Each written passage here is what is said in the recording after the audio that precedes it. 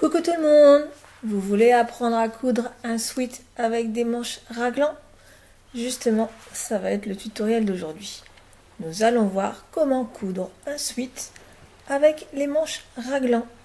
J'ai fait un premier tutoriel en partie 1, je vous mets le lien dans la description, pour pouvoir cloner un sweat que vous avez déjà. Sinon, je vous mets à disposition un patron dans la description pour adultes, mais aussi pour enfants et bébés.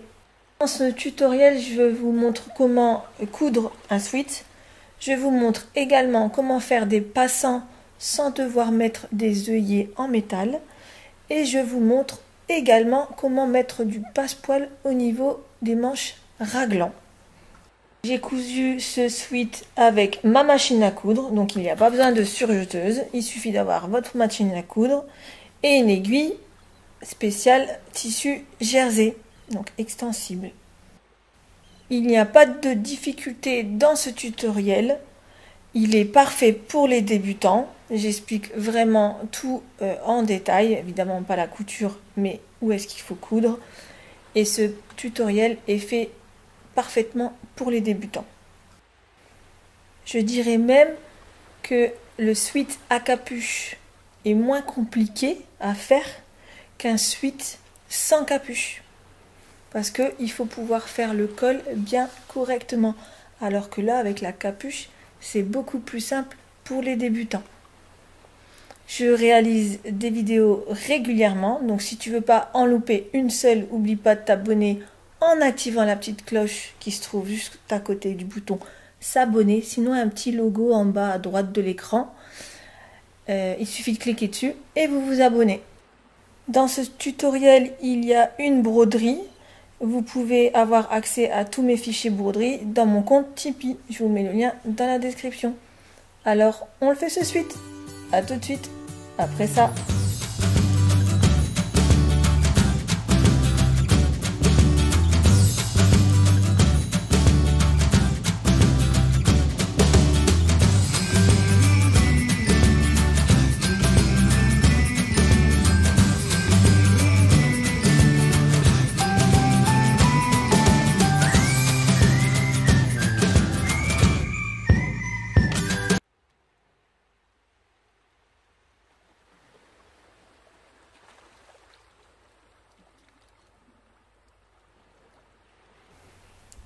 On va récapituler les pièces, ça commence bien. Donc, il vous faut 2 poignées. Il vous faut également 2 manches, donc que vous avez coupé en miroir.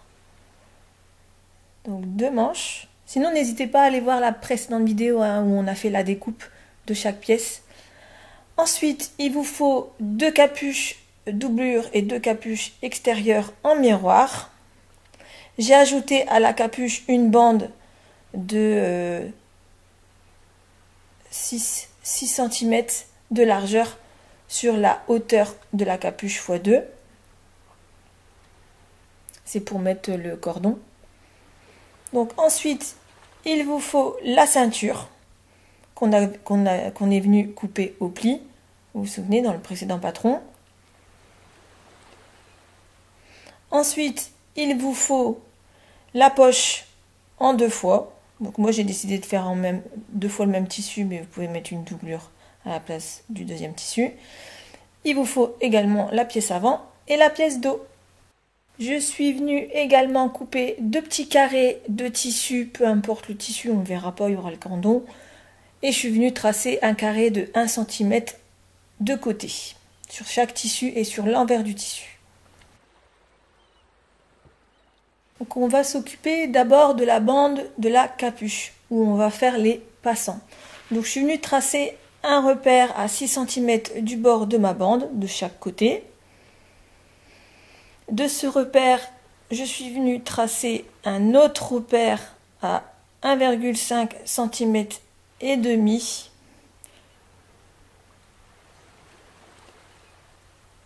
Voilà, à partir d'ici, 1,5 et demi, et je suis venue faire mon carré de 1 cm du côté. Ensuite, je suis venue prendre des épingles. j'ai épinglé le côté de mon carré de mon tissu. Je suis venue le faire correspondre avec le côté du carré que je viens de tracer sur la bande. Je fais pareil avec l'autre diagonale du carré et je viens épingler le tout. Vous savez, c'est la même technique qu'on a utilisée pour faire les poches passe-poilées. Je vous mets le lien dans la description. Là, on va venir faire une couture tout le tour du carré. Et moi, je suis venue faire 2 coutures même de renfort sur le carré. Et je suis venue faire la même chose de l'autre côté de ma bande. Donc, un repère à 6 cm, un autre à 1,5 et après, je suis venue faire mon carré de 1 cm de côté.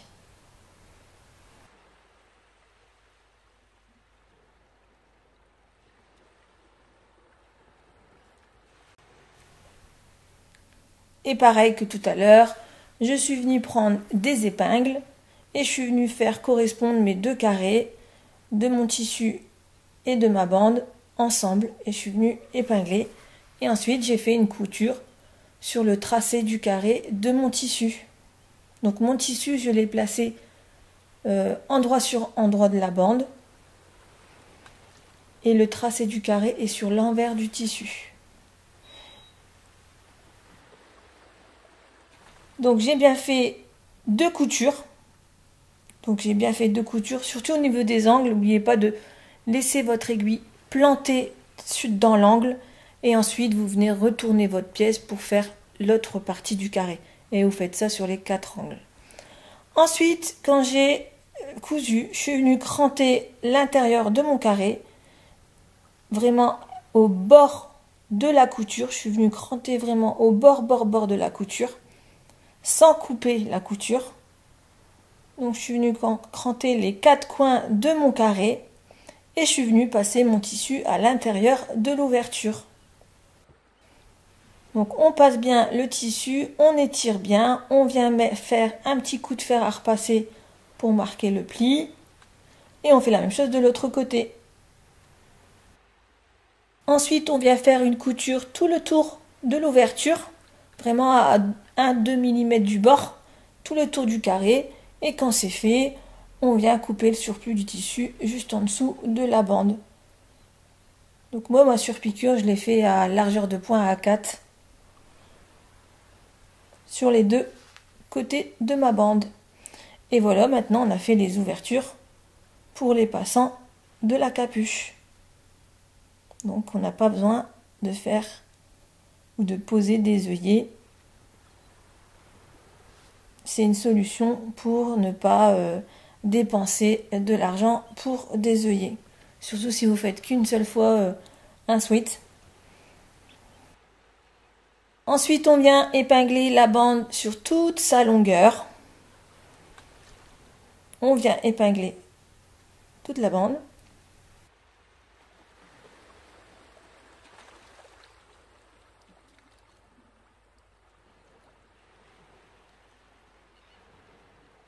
Vous pouvez venir faire une couture de maintien sur tout le long à 5 mm du bord de la bande.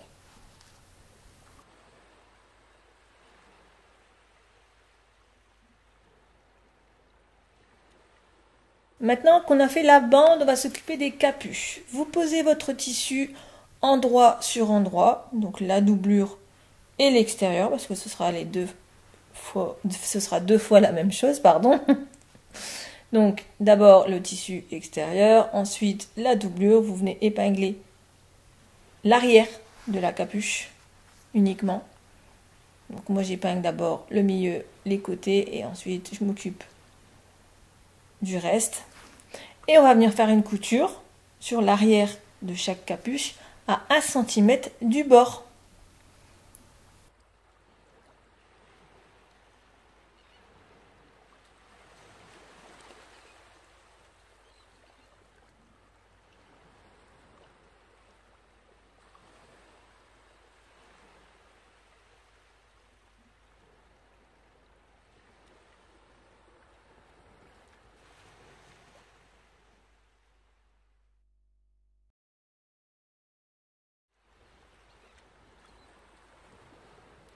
maintenant qu'on a cousu les deux capuches, on va venir écarter les coutures sur les deux capuches. Moi, j'aime bien mettre des épingles sur tout le long en écartant les coutures. Vous savez, c'est la même technique que j'ai fait pour le cover nomade.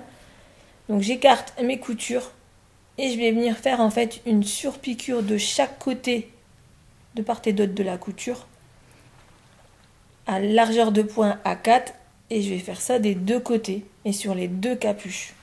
Comme ça, en fait, mes coutures seront aplaties à l'intérieur et il n'y aura pas une boule. Vous savez, quand vous mettez votre capuche, il n'y aura pas une petite boule parce que la couture, elle s'est levée. Ou... Là, les coutures sont bien aplaties et je trouve que ça fait une jolie finition parce que là, comme j'ai utilisé un tissu imitation jean, et ben, je vais faire une surpiqûre marron des deux côtés. Donc voilà, ma surpiqûre est faite sur les deux capuches, vous voyez.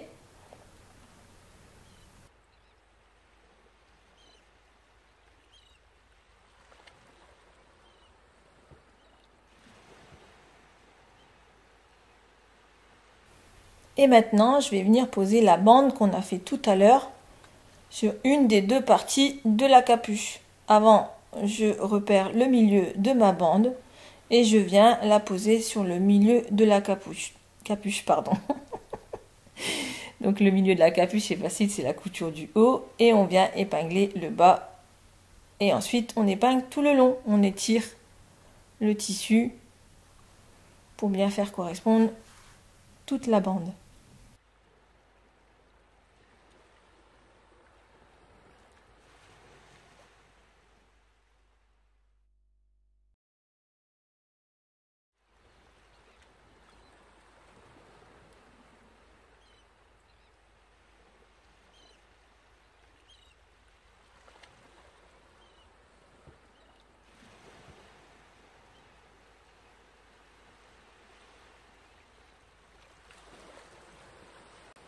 Vous avez vu ici, ma bande, elle dépasse, donc ça va pas. Donc je décide de tout désépingler. Je réépingle au niveau du bord de ma capuche. Et je vais réépingler tout le long. Ah bah à force d'en faire, c'est comme ça qu'on apprend des erreurs. Donc du coup, bah on recommence. Découdre, c'est apprendre. Donc je réépingle ma capuche correctement. J'hésite pas à tirer le tissu pour bien faire correspondre ma bande à la capuche. Je fais la même chose de l'autre côté. En fait, il faut épingler le centre du haut et le bas.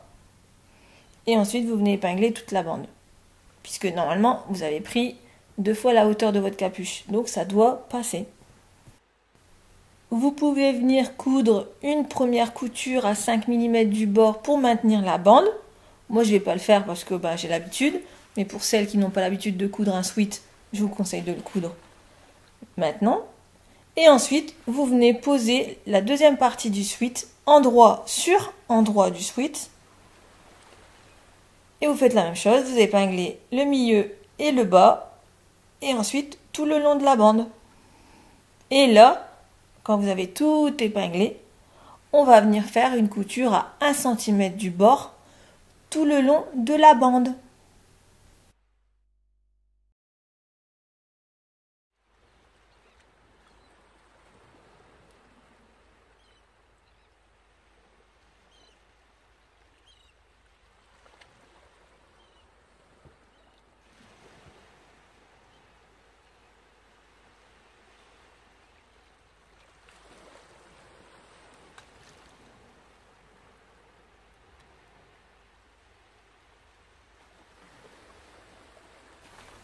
Donc voilà, donc ma capuche est cousue.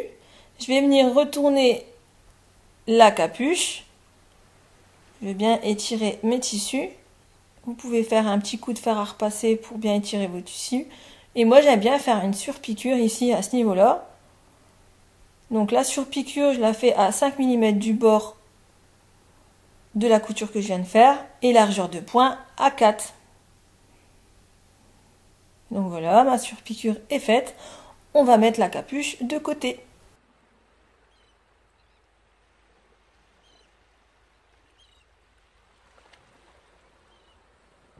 Alors, la poche il n'y a rien de plus simple. Je vous ai montré vraiment la technique la plus simple parce qu'il existe des tutos, mais pour des débutants, c'est vraiment compliqué. Donc ici, vous prenez vos deux poches, endroit sur endroit du tissu. Vous épinglez tout le tour de la poche. Vous n'hésitez pas, vous épinglez. Et on va venir faire une couture sur les côtés, sur l'arrondi et le haut de la poche uniquement. Vous ne faites pas de couture en bas. Et vous faites une couture à 1 cm du bord.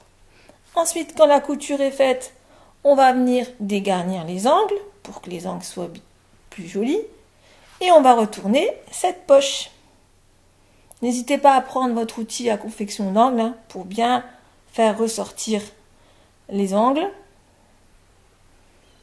La liste de mon matériel est sur mon Linktree. N'hésitez pas à aller voir ce que je prends en couture. Et ensuite, quand vous avez retourné la poche, moi j'aime bien mettre un petit coup de fer à repasser pour bien aplatir mes coutures. Voilà, vous voyez, ça fait plus joli. Et ici, je vais venir faire en fait une surpiqûre à 2 mm du bord au niveau des arrondis. Et je vais décaler la surpiqûre au niveau de mon pied de biche. Donc ça fait à peu près 7 mm du bord. Donc il y aura bien 2 surpiqûres, vous voyez, un à 2 mm et l'autre à 7 mm. Et je fais les surpiqûres uniquement que sur les arrondis. N'hésitez pas à faire vos points d'arrêt au début et à la fin pour que les finitions de la poche soient plus jolies. Maintenant on va venir poser la poche, donc il n'y a rien de plus simple. Il faut tracer un trait sur le centre avant de la pièce. Vous prenez votre pièce avant et vous tracez un trait sur tout le centre de la pièce. Vous faites la même chose avec la poche ou alors vous épinglez comme moi, vous pliez votre poche en deux, vous repérez le centre. Moi j'ai préféré épingler et ensuite je suis venue poser mon centre sur mon trait central de ma pièce avant. Donc j'ai posé d'abord le bas et ensuite je suis venue poser le haut. Et ensuite, le reste va se poser tout seul. Voilà, il va se poser tout seul. Vous épinglez également de l'autre côté. Et ensuite, vous vérifiez si vos côtés sont plus ou moins à la même distance.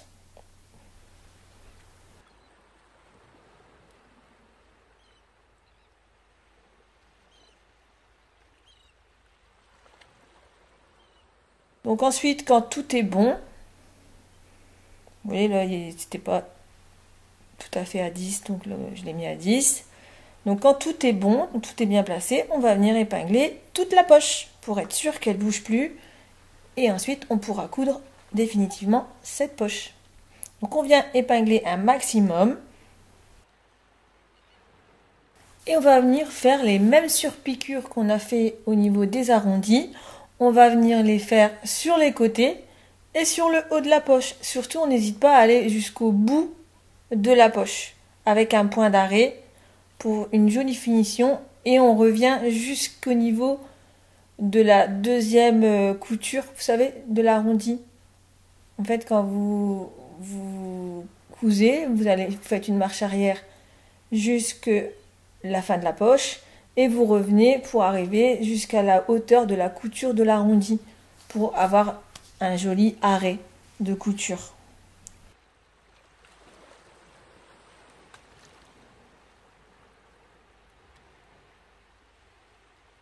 J'avais envie de vous expliquer comment on met du passepoil parce que j'ai mis du passepoil sur ce sweat. Après, c'est totalement optionnel. Vous prenez une bande de 3 cm que vous venez plier en deux. Et cette bande, vous venez l'épingler tout le long de votre pièce avant et dos au niveau des manches.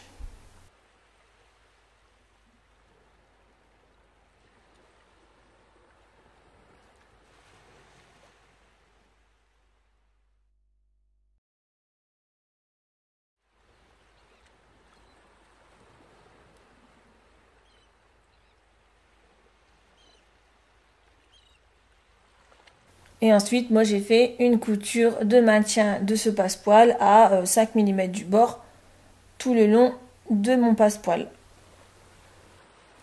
Donc voilà ce que ça donne une fois que c'est cousu.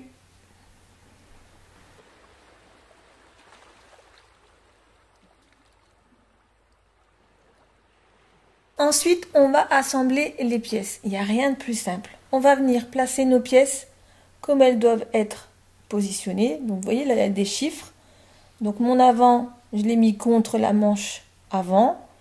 Et mon dos sera contre la manche dos. Donc, voilà, j'ai positionné mes pièces. Donc, la pièce 1, 1, 2, 2. Voilà, elles sont bien positionnées. Et ensuite, je viens placer ma manche sur mon avant en la retournant endroit sur endroit. J'épingle le haut et le bas et ensuite j'épingle toute la manche. Et je fais la même chose avec les autres pièces.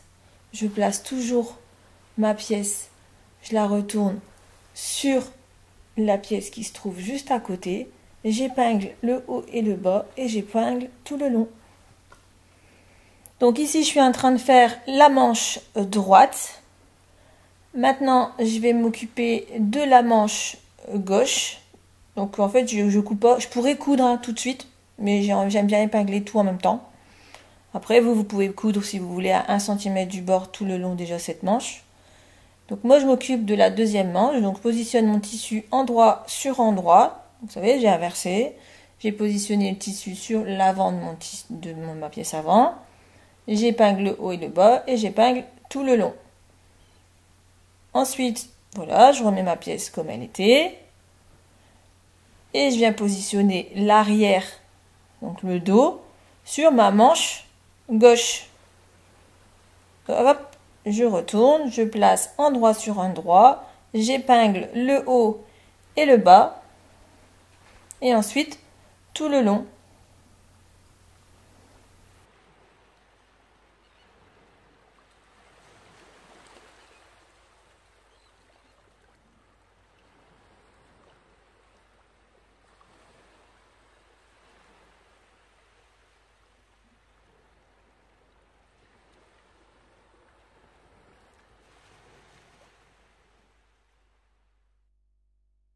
Voilà, j'ai épinglé ma manche gauche arrière. Je pourrais aussi faire une couture si je veux, mais moi j'aime bien faire tout à la fin. Mais vous pouvez toujours faire une couture à 1 cm tout le long. Ensuite, j'ouvre mes pièces.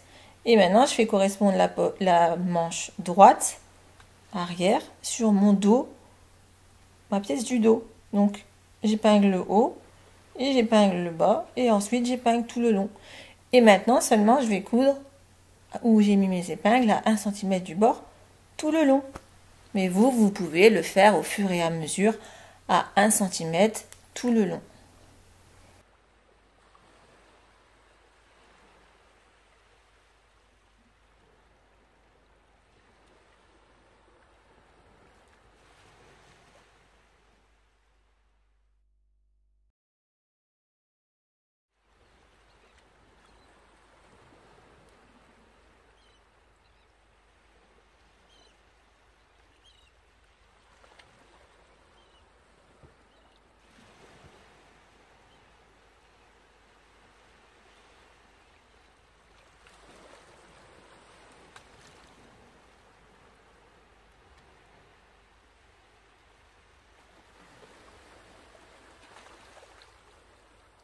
Donc voilà, mes coutures sont faites, vous voyez. Maintenant on va prendre les épaules, on va tirer sur les épaules et on va placer les pièces endroit sur endroit comme ceci. Donc la manche du coup est pliée. On va venir épingler l'extrémité de la manche.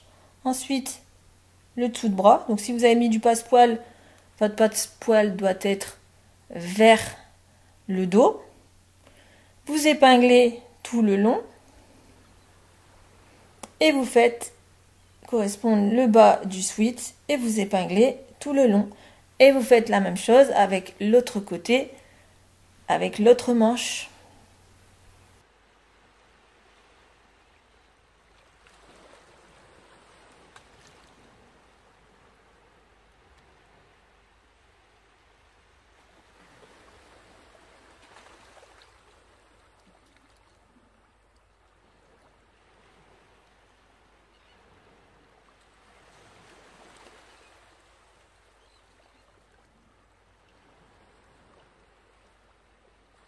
Vous N'oubliez pas, hein, votre passepoil doit être vers l'intérieur du sweat, donc vers l'avant ou vers le dos du sweat.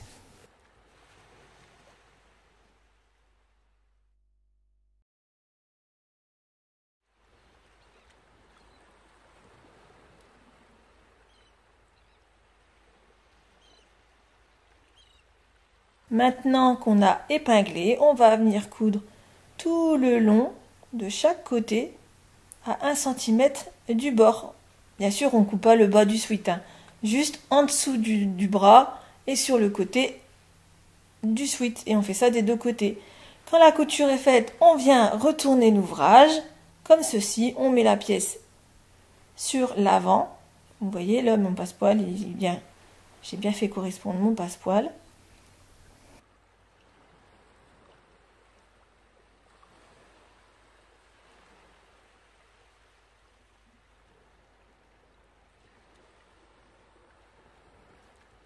S'occuper des pièces, poignets et ceinture. Donc pour ça, vous prenez vos pièces, vous les pliez en deux sur la longueur, hein, et on va venir faire une couture à 1 cm du bord sur chaque pièce.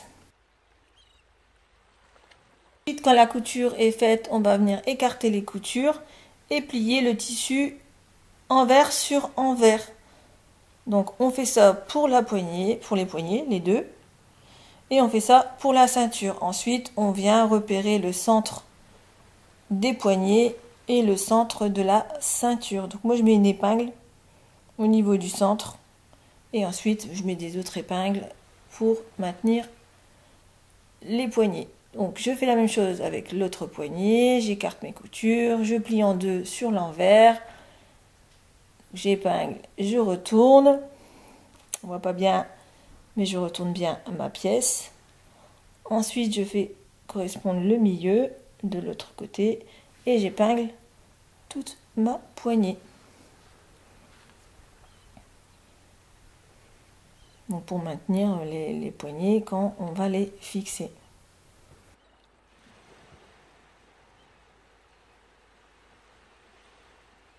Je fais exactement la même chose avec la ceinture, j'écarte les coutures, je plie en deux mon tissu. Donc maintenant, je rabats toute ma bande, j'épingle tout le long de ma bande.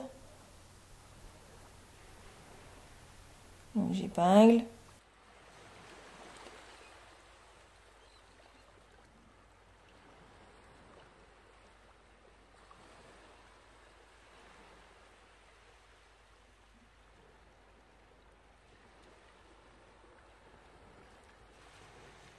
Ensuite, quand on a épinglé, on va venir faire le repère central de la bande. Donc pour ça, je prends la couture dos, je plie en deux, je fais mon repère, je mets une autre épingle, donc une épingle différente des épingles que j'ai utilisées pour maintenir mon tissu. Et je fais aussi également les repères du quart de la bande.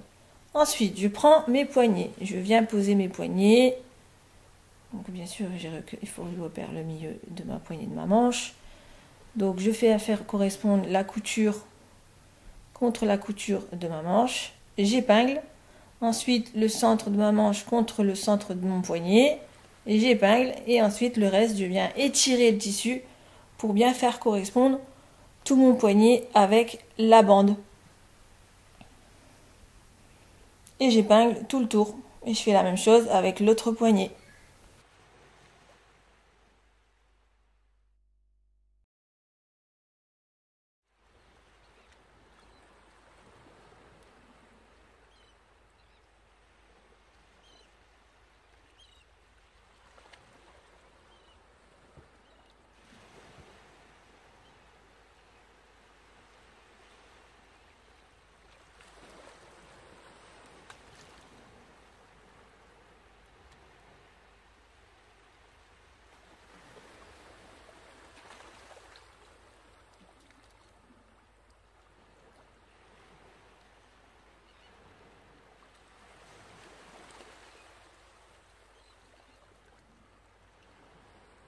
Vous faites également la même chose avec la ceinture. Donc la couture dos de la ceinture, vous la placez sur le dos du sweat. Donc pour ça, je m'aide du repère que j'avais placé sur le sweat. Donc voilà, la couture sur le dos.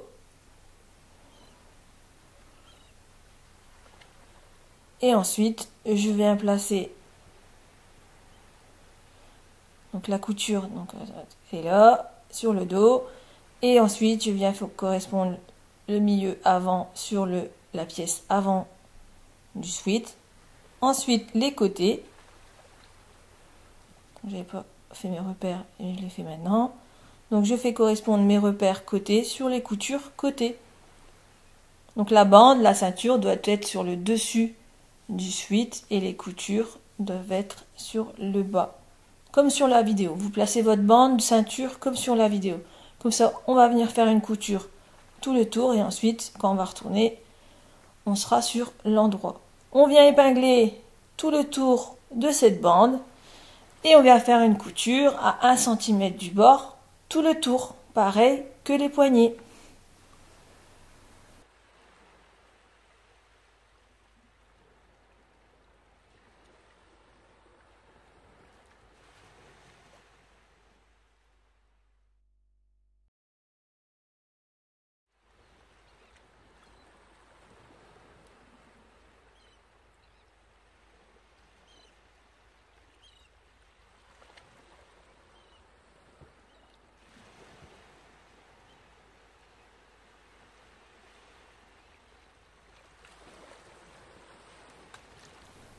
Donc voilà, mes coutures sont faites. Vous pouvez venir faire un point zigzag pour fixer tous les tissus ensemble au niveau des coutures qu'on vient de faire. Voilà, juste les tissus, hein, pour pas que y ait les 3 tissus qui baladent. Ou alors, vous pouvez venir faire une surpiqûre au niveau des poignets et du bas du sweat avec un point éclair surtout pour garder l'élasticité du sweat. Maintenant, on va poser la capuche. Donc, on pose la capuche comme elle doit être posée. Et ensuite, on épingle le dos. Et on vient épingler l'avant. Vous voyez, comme sur la vidéo. Donc, il y a mon repère central de l'avant. Je viens poser endroit sur endroit mon avant au niveau du centre. Et je viens faire chevaucher l'autre côté sur l'avant de mon sweat. En fait, les 2 bandes qu'on a cousues de la capuche doivent se chevaucher. Donc maintenant qu'on a épinglé ces 2 parties, on peut épingler toute la capuche. Donc pour ça, j'étire mes tissus. Je viens choper le centre du tissu et j'épingle. Et ensuite, je peux épingler tout le reste du sweat.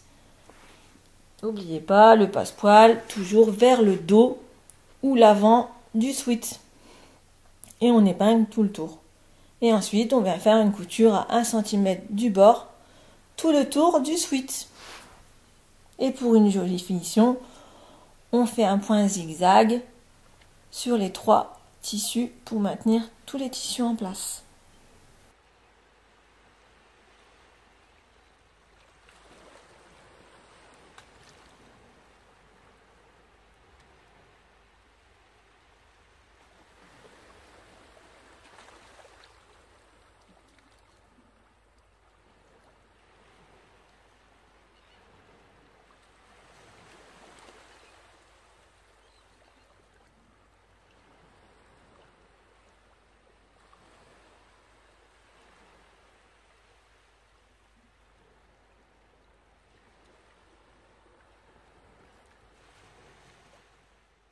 Donc voilà, mes coutures sont faites. Vous voyez, vous pouvez venir faire un point zigzag pareil que les poignets et la ceinture pour maintenir tous les tissus en place.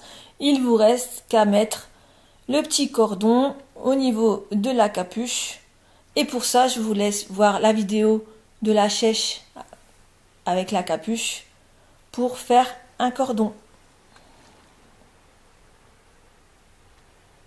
J'espère que ce tutoriel vous a plu et surtout, dites-moi si vous êtes débutant et que vous avez pu faire ce sweat. Ça me ferait vraiment plaisir de savoir que vous avez su faire un sweat. Donc n'hésitez pas à mettre un petit commentaire, un petit pouce en l'air. C'est rien pour vous, mais c'est énorme pour moi car ça permet à YouTube de suggérer mes vidéos. Et également, n'oubliez pas de partager vos photos sur mon groupe. À bientôt pour un nouveau tutoriel.